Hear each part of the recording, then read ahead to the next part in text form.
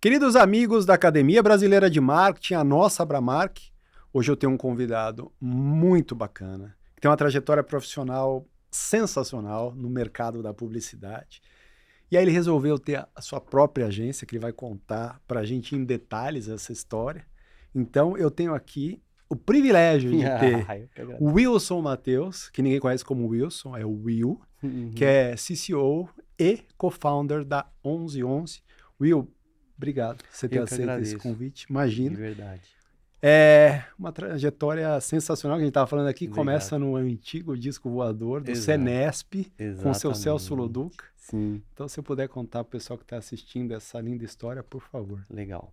Eu comecei com 16 anos em propaganda, né? Então, praticamente eu não sei fazer mais nada da minha vida. Eu comecei numa época que o trabalho infantil ainda era permitido. Por que disso? Porque quando eu desenhava, né? Gostava de desenhar. E antigamente as pessoas associavam, você desenha, você vai ser publicitário.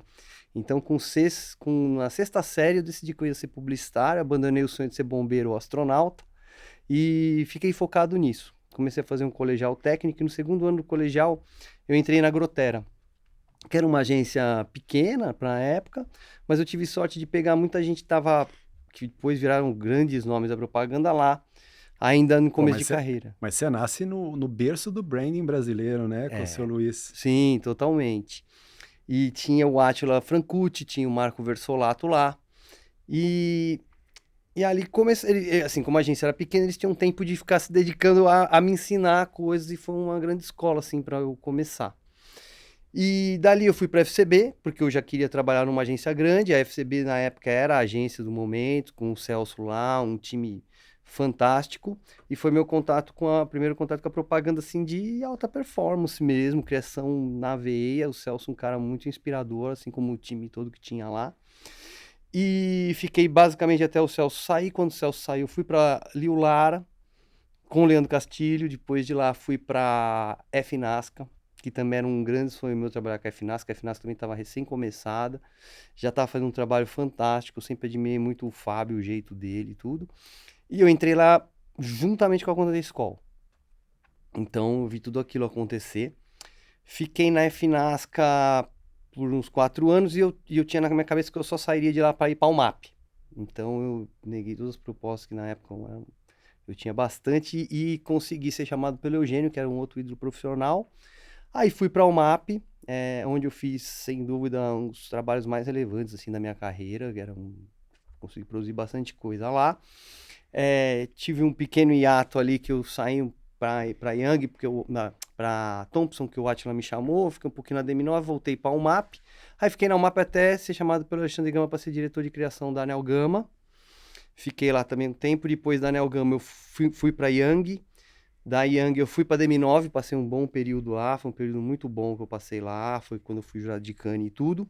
De lá saí para Cubo, porque era aquele momento que as ditas offline estavam começando a pegar a parte do online, aquela coisa toda. Fiquei lá na Cubo um tempinho e depois fui para Fischer.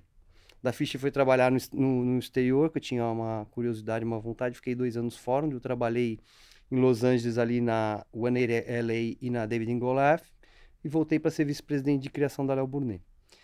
E aí, depois que eu saí da Léo, não teve outro caminho possível senão abrir minha agência, assim, pela visão que eu estava tendo do mercado, pelo entendimento que eu estava tendo por onde as coisas estavam andando, né?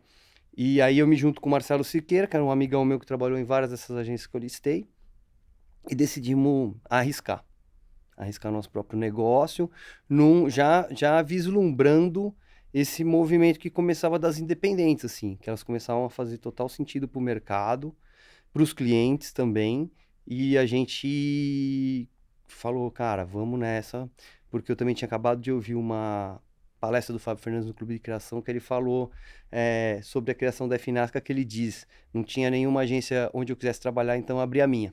Então essa foi uma das frases que nos inspirou a abrir a 1111. Muito legal. Por que 1111?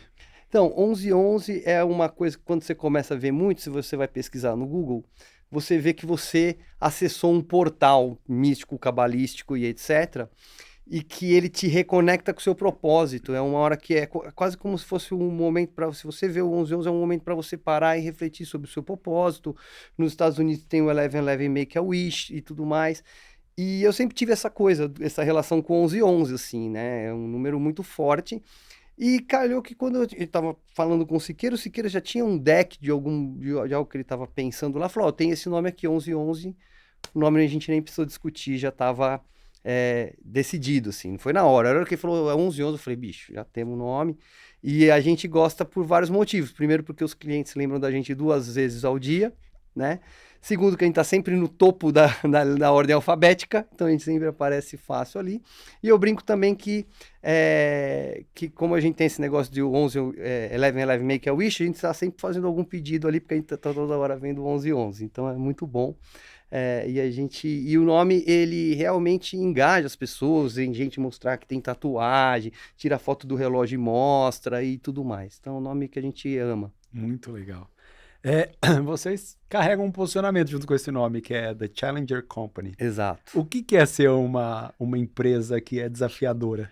Então, isso é uma coisa muito importante porque a gente achou o nome, né? Mas eu queria muito ter um sobrenome que nos desse o propósito, assim. E ele é muito feliz no sentido de que, na dúvida, a gente sempre volta para ele e fala, cara, a gente é Challenger, sabe?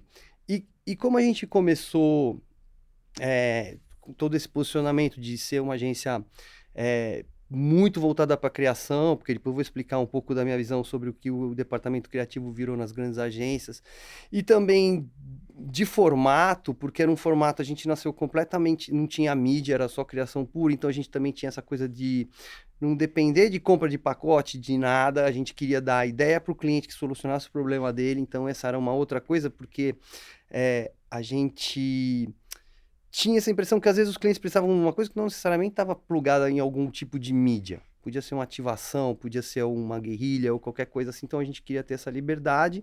E também pela questão de custo e estrutura, porque a gente entendia que assim, as agências estão muito inchadas hoje em dia, né? E a gente achava que não precisava de toda essa estrutura para fazer um bom trabalho, né? Além do que a gente gosta também, era um chamado para clientes que precisavam de um posicionamento, né? Mais challenge, mais desafiador a falar com a gente, assim. Quais os diferenciais da 1111? Você falou alguns aqui, né? Exato. A gente se baseia em 3 pilares, assim. Primeiro que a gente nasceu como uma Creative Shop, conforme eu falei. Então, é fundada por 2 criativos. Durante muito tempo a gente só teve criativo, né? Mesmo como sócio. Hoje nós somos 3 sócios, 4 sócios, 3 são criativos e 1 é de negócio. Mas ele também é criativo, ele tenta bastante. Então, assim, criatividade para a gente é em primeiro lugar. A gente não vai apresentar nada para o cliente que não tenha... Porque a gente acredita que com criatividade você anda nem que seja uma casa, sabe? A gente refuta muito essa criatividade. Agora a gente está prestes a entrar no Festival de Cannes. A gente refuta muito essa criatividade sem olho para o negócio, assim. Porque, do nosso ponto de vista, a gente gosta do tipo de criatividade que faz o negócio andar, nem que seja uma casa. Então, sei lá, você tem um job de uma ativação ou de um sampling que seja do seu produto. Se a gente plugar uma ideia, a gente vai ter um sampling muito melhor, com muito melhor resultado, assim. Então, acho que o primeiro diferencial que a gente teve foi de voltar a trazer a criação, que está sendo bem banalizada dentro das grandes agências, como primeiro lugar do nosso negócio. O segundo nasce no contraponto também das agências independentes, porque uma coisa que a gente ouviu muito dos clientes no começo, né, até falando de concorrentes nossos que entraram nessa onda das independentes, fala, cara, eles são todos muito criativos, mas falta organização, falta processo, sabe? Então, o nosso segundo pilar se chama 1111, tem que funcionar que nem um relógio. Então, foi por isso que a gente trouxe o Guilherme Grigol, que era o cara de negócio, para ajudar a gente a estabelecer processo, a estabelecer um contato mais fácil com os clientes, estar nessa frente com os clientes, até para a gente poder ter mais tempo para criar, porque tinha uma época que a gente fazia tudo, né? Fazia a criação, fazia o atendimento, fazia a produção e tudo mais. E a gente queria falar para os clientes, cara, a gente é pequeno, mas não é bagunçado, sabe? A gente é criativo, mas não é despirocado. A gente tem processos e tudo, e o Grigol foi muito feliz nesse sentido, que ele colocou hoje processos dentro da agência que dão muita visibilidade para o cliente, de onde está o trabalho, em que estágio está e tudo, questão de prazos e andamento do job dentro da casa. E por último, o terceiro pilar nosso é se você dá a sua conta para uma agência de dono, você quer falar com o dono. Então a gente faz questão que os 4 sócios sejam super acessíveis e estejam sempre fisicamente presentes nas conversas mais estratégicas dos clientes e tudo, não é aquela coisa que eu falo de para ganhar a conta vem todo o C-level, depois é atendido com 2 gatos pingados, sabe? A gente está sempre ali com os clientes, trocando, a gente vai muito também atrás né, de saber dos resultados deles e ajudar na conversão que eles precisarem. Eu concordo com você. Eu acho que a criatividade ou o trabalho criativo na ponta, para gente que viveu uma outra era, Uhum. você falou do Fábio Fernandes, mas a gente pode citar um monte daqui, depois você foi trabalhar na UMAP só com o Marcelo, com o Eugênio, enfim. E a gente vive um momento hoje que eu tento, inclusive, tentar entender o porquê que a criatividade se perdeu tanto, né? E eu acho que tem muitas respostas para isso, não é uma coisa isolada, mas talvez a principal delas, que eu cheguei à minha conclusão, é a mudança das mídias, a Sim, pulverização das mídias, né? Porque sim, quando você tinha a concentração, era mais viável isso, ou era mais importante que que você fosse muito criativo para chamar a atenção das sim. pessoas, né? E agora é isso. Como é que você consegue ser criativo tendo que, no bom sentido, cuspir 30 posts por dia, né? É. E aí começa a ficar maluco. É, como é que vocês conseguem olhar para a criatividade dentro dessa realidade? Então, eu acho assim, na minha visão, o que aconteceu foi assim, a gente tinha, antigamente na época do disco voador, a gente tinha assim, basicamente, criação, atendimento, né, a mídia por trás, e isso era uma agência. Então você tinha praticamente 2 polos, né, de discussão, assim, digamos assim, nessa tratativa.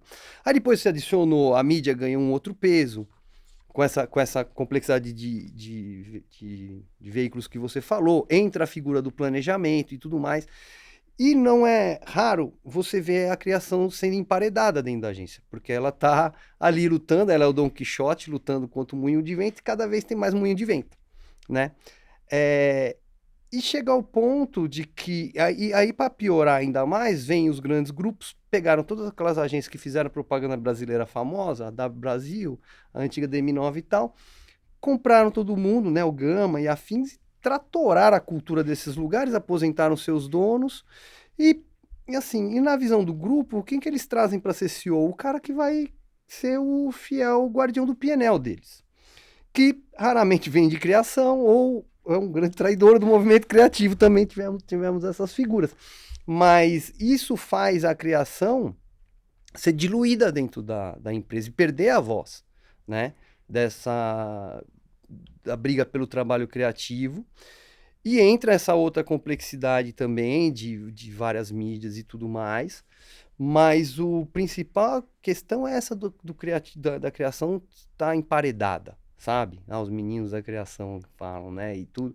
E você tem que, cara, você tem que fazer 5, 6, 7 reuniões dentro da agência para conseguir levar o trabalho para o cliente, uma série de alinhamentos e tudo. E é isso que vai fazendo também o trabalho sendo diluído, porque todo mundo tem uma opinião, todo mundo não sei o quê, e o trabalho piora, essa que é a realidade. Então, o que a gente traz nesse formato que a gente faz, assim, cara, a 1111 ela é basicamente um grande departamento de criação com os outros departamentos dando suporte para a criação. Isso é um jogo claro dentro da agência. A gente nasceu assim e esse é a razão da agência existir, né? Então, todo mundo dá um suporte para que o trabalho criativo aconteça. O próprio Guilherme Grigol fala, cara, eu tô aqui para viabilizar a criação de vocês, né? Junto com a interface dos clientes, junto com processos e tudo mais. Então, para a gente esse jogo é claro, né? E eu cansei, de verdade, assim, a 1111 também nasce de uma indignação de eu ficar ouvindo nas agências grandes que eu trabalhei que a criação tinha virado commodity, que já não era mais tão relevante. Como assim? né?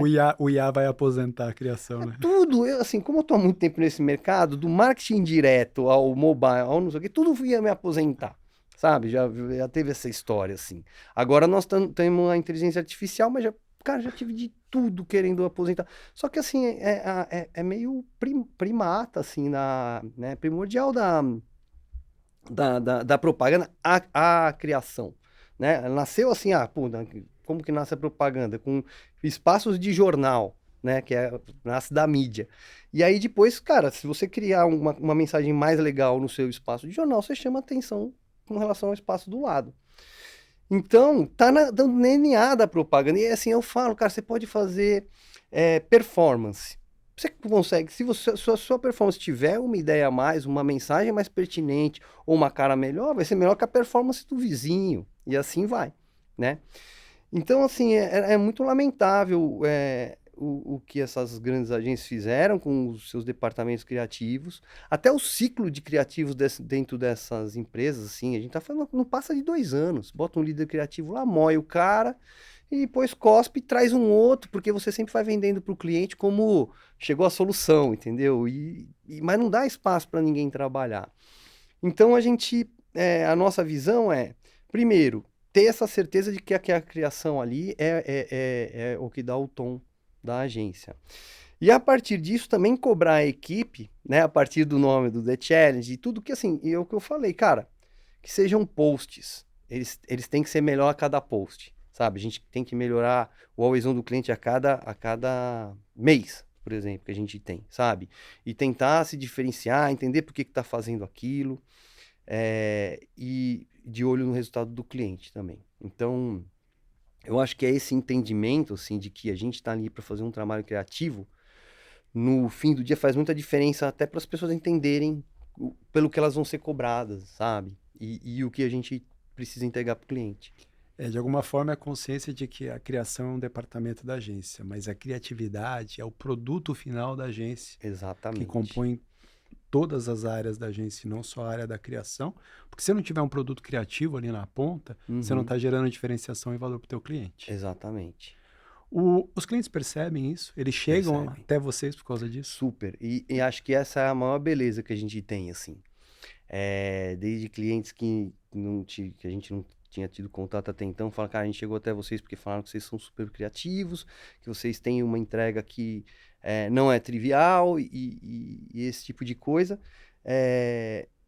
E também o crescimento que a gente teve dentro dos clientes se deu a isso, né? Assim, na Unilever a gente começou lá, enfim, com uma marca, que depois levou a segunda, e hoje nós temos, são 3 marcas grandes que a gente tem lá, e os clientes enxergam que o nosso valor é exatamente esse, assim, né? Bem como o Habib's, por exemplo, que a gente recebeu um dos maiores elogios que a gente teve, foi do Dr. Saraiva do Habib's, falou, cara, eu gosto de trabalhar com 1111 porque ela é uma agência super criativa, mas que está de olho no meu negócio, que se importa com o resultado, que se importa com o número de pessoas que estão entrando na minha loja no mês a mês, sabe? Então, é super bem percebido isso, e isso enche a gente de orgulho, assim.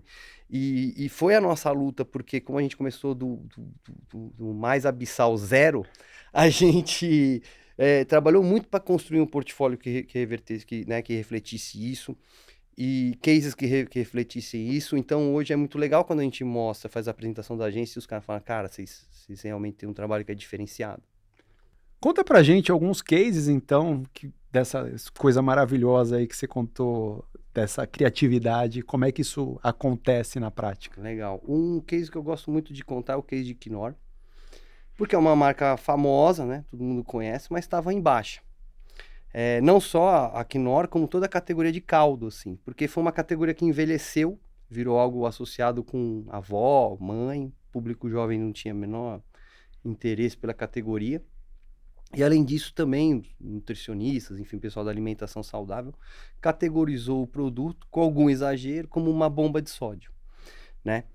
E eles estavam tentando várias coisas, estavam tentando uma linha Masterchef, de receita, ensinar a diluir o produto, para o sal não ficar tão predominante. Tentaram também desmistificar os ingredientes do produto, mas nada colava, né, com o público. E aí teve um desses acasos, felizes acasos do destino, que Jojo Todinho, do nada, tinha feito sua bariátrica e tinha acabado de ter alta médica para voltar a treinar. Então ela bota uma roupa de academia, faz um vídeo berrando lá, hoje eu vou agachar até o chão, vou fazer não sei o que, tal, e fala da roupa dela. Fala, esse look aqui é caldo quinor, deixa qualquer galinha velha gostosa. Depois ela fala mais uma série de coisas e tal. E as pessoas começaram a reagir, falar, pô, Quinor, chama a Jojo pra ser garota propaganda, isso e aquilo. Aí a Quinor que tava lá, né, tentando achar o seu caminho de comunicação.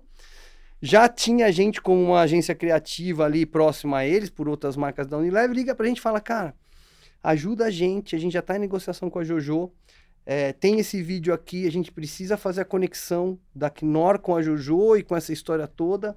O que a gente pode fazer? Eu falei, cara, vamos fazer uma coisa que tem a cara do digital, e aí eu chamei um amigo meu, que é o André Vasco, que é ele é desse mundo digital também, e falei, cara, vamos fazer um remix, que a gente pega as partes desse vídeo dela, a gente repete, faz não sei o que e tal, e fizemos uma peça que ela é completamente maluca, assim, porque aparece lá a Jojo, ela repete as partes do coisa, tem uma música funk por baixo, aparece umas galinhas dançando, umas cabecinhas, não sei o que. Uma comunicação muito diferente de tudo que eu tinha feito até então. E em placa de cara, assim, as reações são avassaladoras. E aí eles fecham com a Knorr e a gente passou ali, né, isso era novembro, passamos novembro e dezembro, mandando uns roteiros pra Jojo, ela não seguia nada do roteiro, mas a gente conseguia salvar ali na edição, ficava bem engraçado, conseguimos fazer uns vídeos bem divertidos.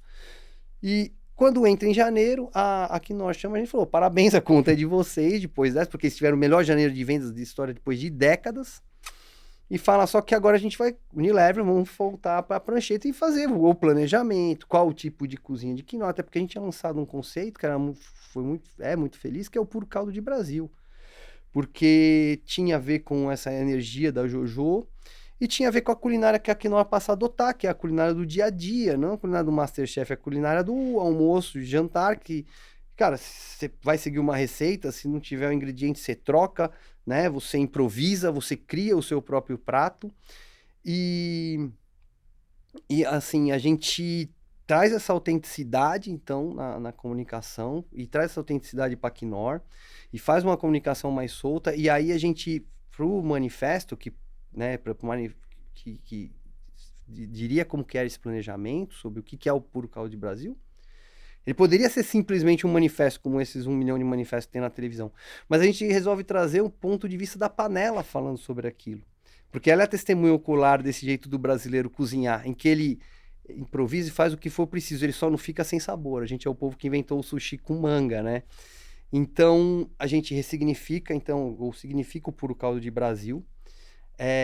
E aí, para o digital, que a gente também tinha mais liberdade, né? No digital ali, para se conectar com o público jovem, a gente cria uma espécie de um programa culinário, que é o Socorro na Cozinha, que a gente fala que é uma culinária tão simples que quem apresenta o programa são os mascotes. Não tem a Ana Maria Braga e nem a Palmirinha. São as duas galinhas verdes que a gente cria e a primeira convidada é a Jojo. E hoje essas galinhas, cara, elas são amadas, elas estão no Always On lá da marca, elas são um fenômeno, assim, de simpatia e tudo mais. Então E aí, os concorrentes, a categoria responde, não só voltando a anunciar, a Maggi reaparece, Sazon reaparece, mas também pegando tentando fazer essa comunicação mais jovem, mais solta, né? Mais anárquica, assim, também. Então a gente viu que a gente conseguiu ressuscitar uma categoria inteira e colocou o Knorr como líder do mercado. Então a gente viu que a gente cumpriu bem nossa missão ali com a marca e estamos continuando com ela até hoje. E ela nos abriu as portas para outras 2 marcas da Unilever, porque a gente depois, esse ano, ganhou Mãe Terra e Maisena por conta do sucesso de Knorr.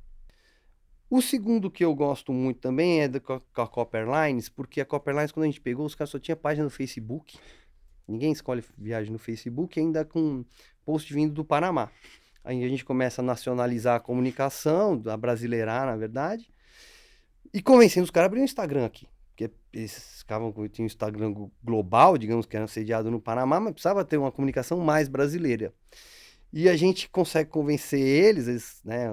Companhias aéreas geralmente são bem conservadoras em relação a um monte de coisa, eles abrem o Instagram aqui, começa a crescer, hoje acho que tá com 200 mil, quase 250 mil seguidores, se não me engano.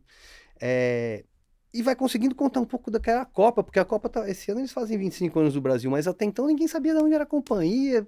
Uma vez peguei, mas também não achei muito nada, sabe? Não tinha uma história, não tinha história, a Copa não tinha storytelling nenhum.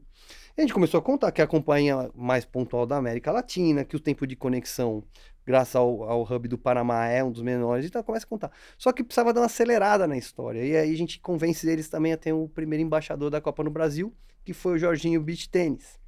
Só que a gente não gosta de pegar o influenciador e falar e terceirizar a criação. Chega pro cara e fala, ó, é Copa, vai aí, brilha. A gente cria um storytelling para eles, que a gente brinca, que assim, mesmo que se der um branco, ele segue o script. Mas se ele quiser improvisar e adaptar a linguagem dele, é bem-vindo. Então a gente cria pro Jorginho uma história que ele descobre do paddle, que na verdade é o que se joga no hemisfério do lado, ele fica indignado, como assim não é o beach tênis? E aí ele viaja com a Copa, primeiro pro Panamá, depois pros Estados Unidos, mas no Panamá ele já encontra com o CMO global da Copa, joga paddle com o cara ensina ele o que é o paddle.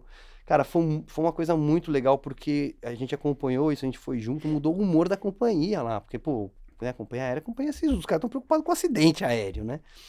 E ele foi na oficina, ele foi no treinamento dos pilotos, ele ficou no simulador. Cara, a companhia abriu um sorriso no período que a gente estava lá, e isso refletiu muito na comunicação e ajudou a aproximar a Copa do Brasileiro. E mais recentemente agora a gente teve o Fábio Júnior também, do Viajar pela Copa. Enfim, a gente está colocando um sorriso na cara da Copa, está brasileirando ela, e a companhia só vem crescendo. Assim, teve alguma pesquisa, eu sou bem ruim de número, mas assim, teve uma pesquisa recente que ela ficou só atrás da Azul, em determinado critério de sucesso aí, de número de passageiro, alguma coisa assim. Então, é muito legal quando você pega uma companhia que ninguém sabia falar nada sobre ela e hoje as pessoas já sabem, porque o Jorginho também trouxe todos os diferenciais dela de um jeito diferenciado. E aí um terceiro case que a gente gosta, que também fez muito sucesso agora que saiu, é para Coco Quadrado, porque foi uma campanha que a gente fez 100% com IA, e ela é uma campanha completamente surreal, assim, são os personagens que têm cara de pássaro, mas tem corpo de gente, o outro tem cara de peixe, e no final aparece o contrário, aparece o peixe com cara de... Por que isso? Porque Coco Quadrado é uma marca de coco, de água de coco mais vendida em São Paulo, assim, e uma das mais vendidas no Brasil. E eles sempre foram, assim, contra a categoria, assim, eles... Primeiro chama coco quadrado, segundo que a embalagem é preta e não azul igual aos concorrentes, porque eles sempre tiveram essa coisa challenge também. E a gente não precisava explicar o que é água de coco, né? Então a gente pega e simplesmente faz essa história uma assinatura que é coco quadrado, faz todo sentido e o comercial não faz sentido nenhum, mas as pessoas entenderam, gostaram, brincaram e é muito rico visualmente, assim, o uso do IA de um jeito muito pertinente. E era o que a gente queria, é diversão pura, sabe? É aquela propaganda que brinca com o entretenimento, assim. E por último, teve o Habib's, que a gente vem trabalhando. É uma categoria, a categoria de fast food é uma categoria complicada, né? Teve todo o efeito da pandemia, que as pessoas estão, né, começaram a voltar mais devagar para comer fora e etc. E o Habibão precisava também dar uma modernizada, então a gente vem conseguindo fazer isso com eles. A gente fez um filme com a Narcisa, vamos fazendo as coisas de um jeito mais moderno, que não fique tão calcado só. Claro, o preço é essencial, falar do preço baixo, mas também estamos conseguindo fazer um varejo que não seja chato, né? Então acho que falando rapidamente, esses são os cases assim Incríveis. É. Você falou um pouco de estrutura, né, da produtora. Conta um Exato. pouco o que é, de fato, a 1111 em relação à estrutura. Então, a 1111 ela nasceu como eu falei, né, como uma creative shop, um estúdio criativo, que tinha só criação. Só que a gente foi ouvindo os clientes e fomos crescendo de acordo com a necessidade dos clientes. Então, chegou assim, por exemplo, você vai trabalhar para uma Unilever, é impensável você não ter um planejamento estruturado para qualquer coisa que você faça. Então, a gente trouxe alguém de planejamento. E antes disso, até aquilo que eu falei, a gente estava lá, o criativo atendendo telefone, orçando produção, tentando criar e tal, a gente traz o Grigol para estabelecer também a parte de negócio, de atendimento. Hoje a gente está super bem estruturado com relação a isso, é quase um atendimento por dupla, sabe? E conseguiu organizar a agência, assim, nesse sentido. Depois o planejamento, conforme eu falei, por último, mídia. Porque o cliente não quer, o cliente reclamava muito, os clientes no geral, assim, eu não quero ficar pegando vocês para isso, o outro para aquilo, ter que juntar, fazer alinhamento de agência. Alinhamento de agência é igual colocar 2 galos no galinheiro, sempre dá né, uma coisa ali. E o cliente falou, cara, faz tudo para mim, pelo amor de Deus. E aí a gente, por último, trouxe a mídia. E também fizemos a produtora interna, a 9x16, muito. Ela nasceu junto com esse case de Knorr, porque a gente precisava responder um meme. E aí eu não podia abrir 3 orçamentos, ver tratamento. Então a gente criou essa produtora e a gente cria ela junto com o André Vasco, que é um grande amigo meu que também é apresentador, ele é um creator ele mesmo, então ele conhece essa galera que é nativa do digital na produção. E aí tá a origem do nome. A gente brinca que né, enquanto todo mundo ainda faz uma reverência ao cinema, né, com nomes que evocam o cinema, a gente, cara, falou, cara, não, agora as pessoas veem a coisa no digital e vamos assumir isso e gostar disso, né? Então a gente pega esse que agora chamam de creator culture e aplica ela de verdade e traz essas pessoas que fazem a cultura dos memes e tal para produzir pra gente. Né? Isso dá velocidade. A gente sempre fala, a gente não é casado com a 9x16. O cliente tem toda a liberdade de usar ou de não usar. Mas se ele precisar, aprovou o roteiro e começar a produzir no segundo seguinte, com uma qualidade que a gente garante, um preço que a gente garante, tá na mão. Tá feito. Tá feito. Novidades? Algo que a gente possa contar? Então, tem, assim, a gente tem um plano que ele não é só um sonho, ele é um plano de abrir um escritório fora do Brasil, nos Estados Unidos. A gente tem motivos para isso e estamos se estruturando para isso daí. E também estamos querendo crescer em outras áreas, né? Assim, também a pedido dos clientes, a gente quer ter uma área estruturada de influência, porque hoje também é parte de qualquer plano, né? Trabalhar com influenciador e creator. E acho que essas são as grandes novidades, né? Além das prospecções aí que estão em andamento, que também vão fazer a gente anunciar bons e novos clientes em breve. Legal. Will, obrigado. Eu que agradeço. Muito bom ter você aqui. Valeu. Ouvir essa história incrível.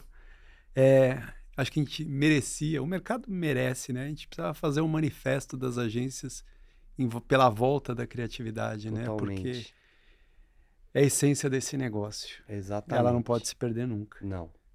Não, e a gente vai brigar por isso até o final. Faz muito bem. Essa é a nossa briga. E é isso. Tá, um prazer enorme. Eu que agradeço. É isso, queridos amigos. Agora que você já ficou inspirado com tanta criatividade, pensa aí no seu dia como é que você pode fazer ele diferente depois que você viu essa entrevista. E a gente se vê semana que vem.